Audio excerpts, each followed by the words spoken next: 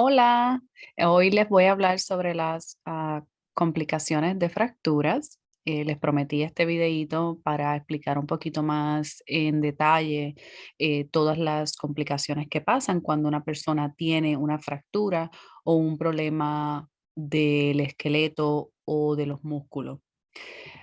Algunas de las complicaciones pueden ser infección. Imagínense que una persona haya tenido una fractura que haya sido abierta, es bastante infectosa, que es como, vamos a decir, que tal vez se haya penetrado la piel, pues entonces el riesgo de infección es bastante alto.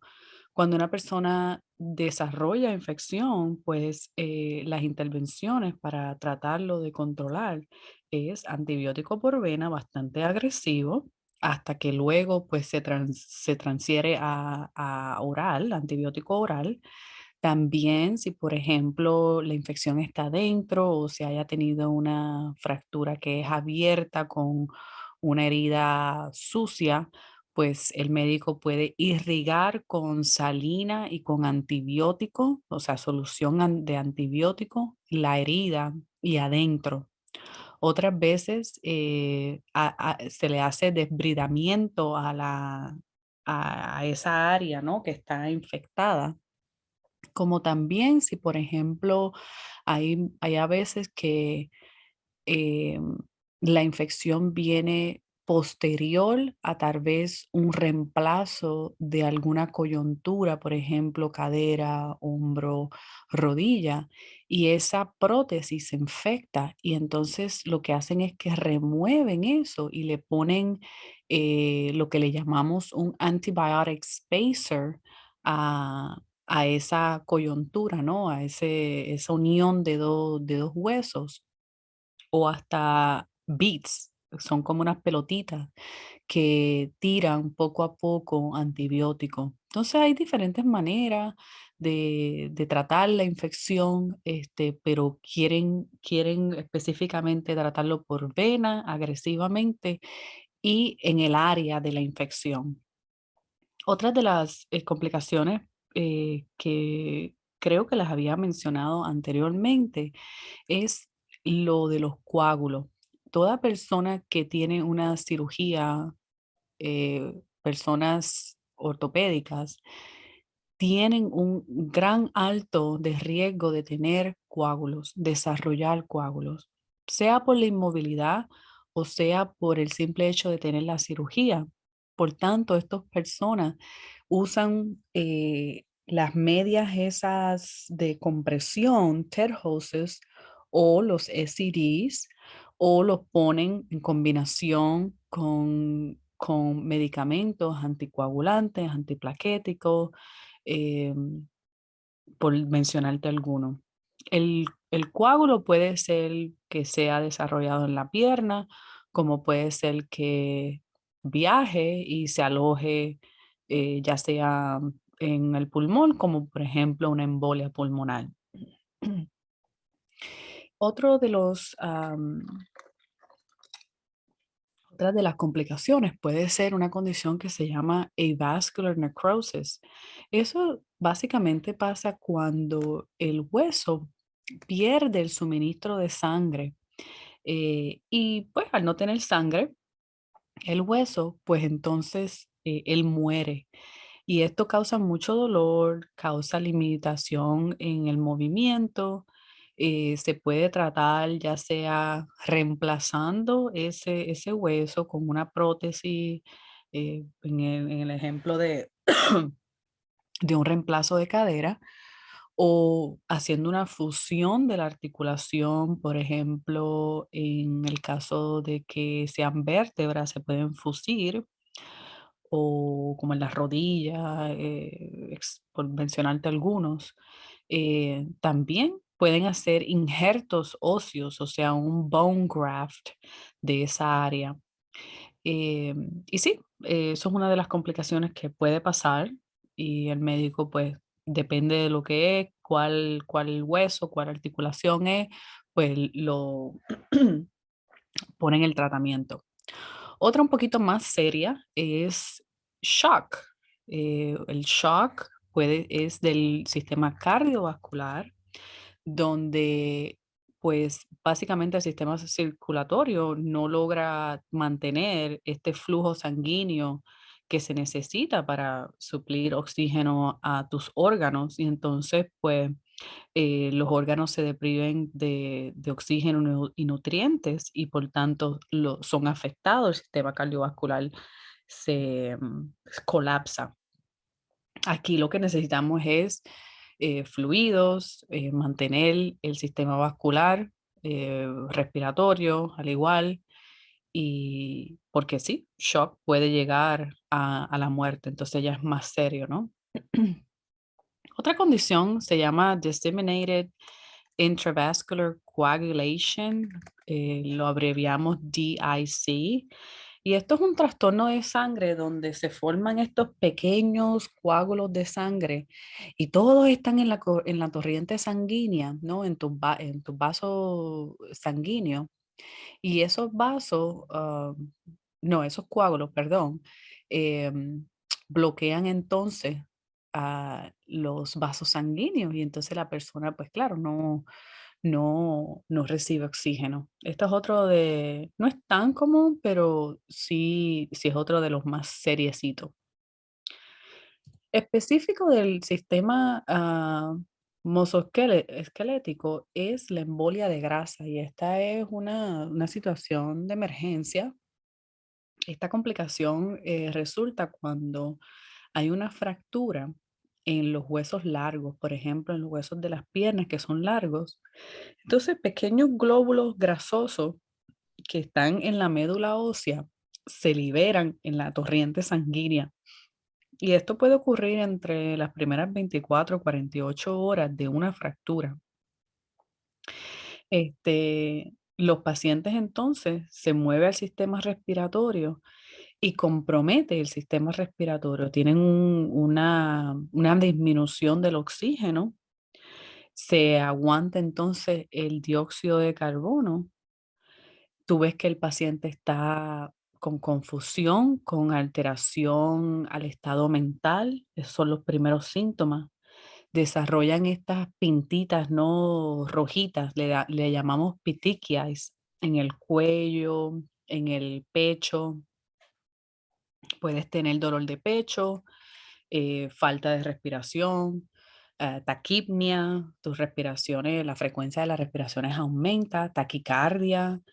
em, Estas son algunas de las manifestaciones. Entonces, aquí para tratarlo, lo que necesitamos es apoyo respiratorio, ya sea vía oxígeno o en caso de que hay que entubarlo, que sea muy, muy grave, y líquidos por vena, o sea, líquido, líquido, líquido para básicamente flochar todo esto, ¿no? Entonces, the main treatments are oxígeno y fluidos. La próxima complicación, que también es del sistema musculoesquelético, es el compartment syndrome. Y el compartment syndrome es una condición que es una emergencia médica donde hay una inflamación, una hinchazón severa que comprime el músculo y compromete entonces la circulación y los nervios.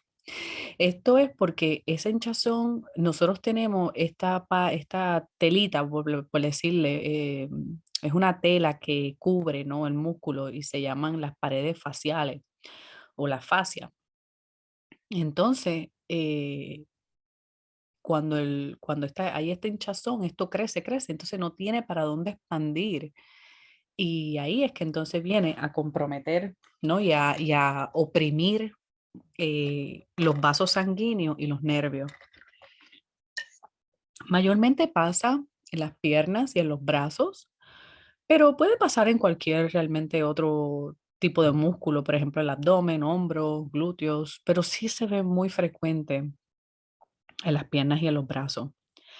Puede ocurrir de 24, 48, 72 horas después de una fractura, de una lesión, o algún trauma que haya, que involucre el músculo y dentro de las primeras 4 o 8 horas de los síntomas, el daño neurovascular es irreversible, o sea, hay daño permanente.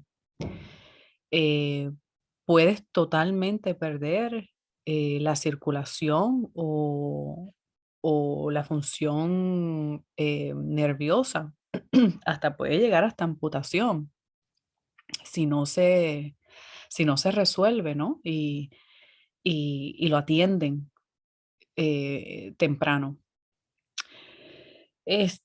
Por tanto, para poderlo identificar es muy importante que la enfermera o la persona médica haga una evaluación y pueda reconocer estos síntomas que son críticos. Se le llaman, el Neurovascular Assessment o la evaluación neurovascular, que incluyen las 6 Ps. Las 6 P son dolor, un dolor agresivo que no es manejable con medicamento. Por lo general, tú si le das medicamento, entonces la persona no responde.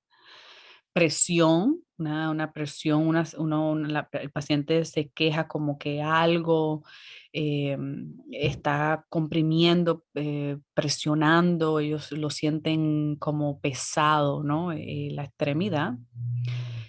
Parestesia o hormiguero, esta es la pérdida de la sensación. Cuando tú los tocas, tú le dices, ok, tú puedes sentir esto. Y ellos te dicen que no, o pueden sentir el hormiguero, o pueden sentir una diferencia en la sensación.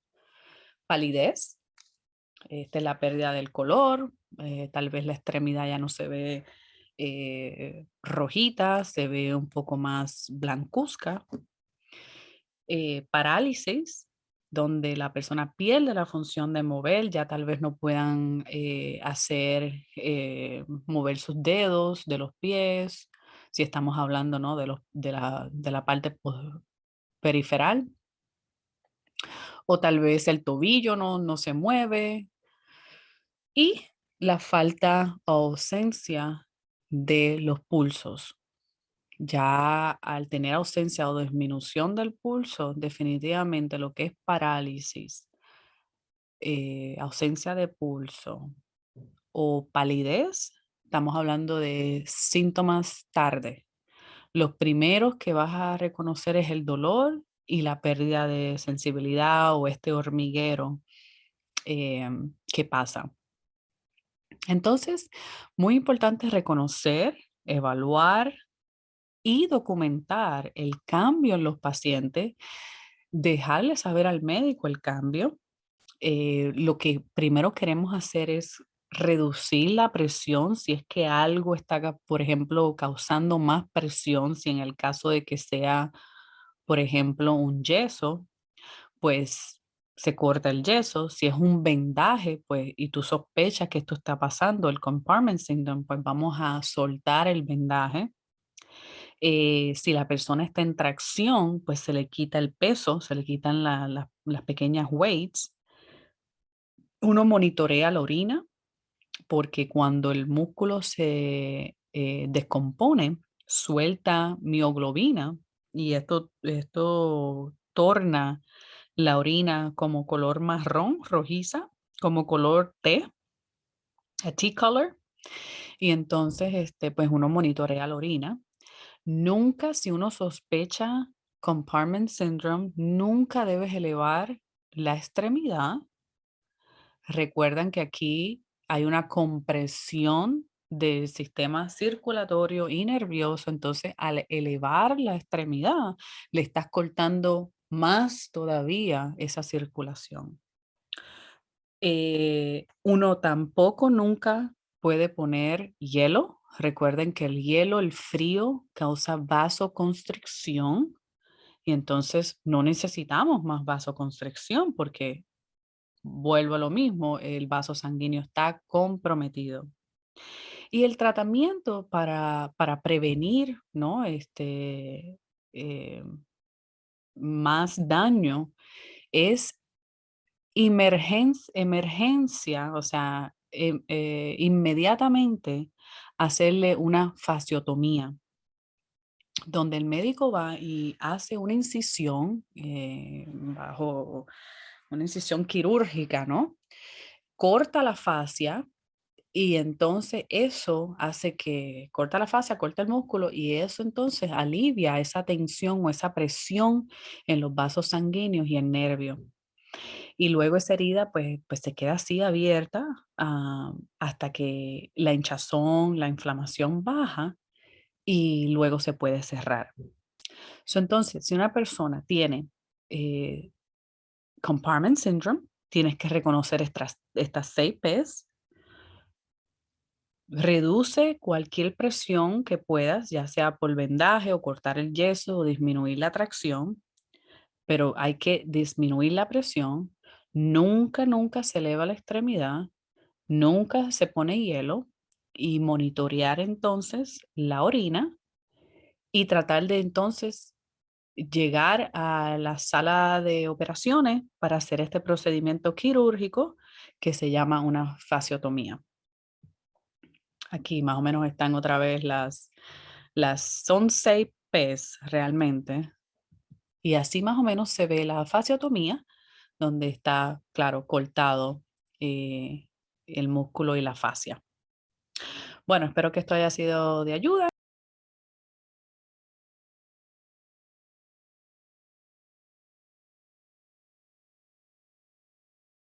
Nos vemos en el próximo video.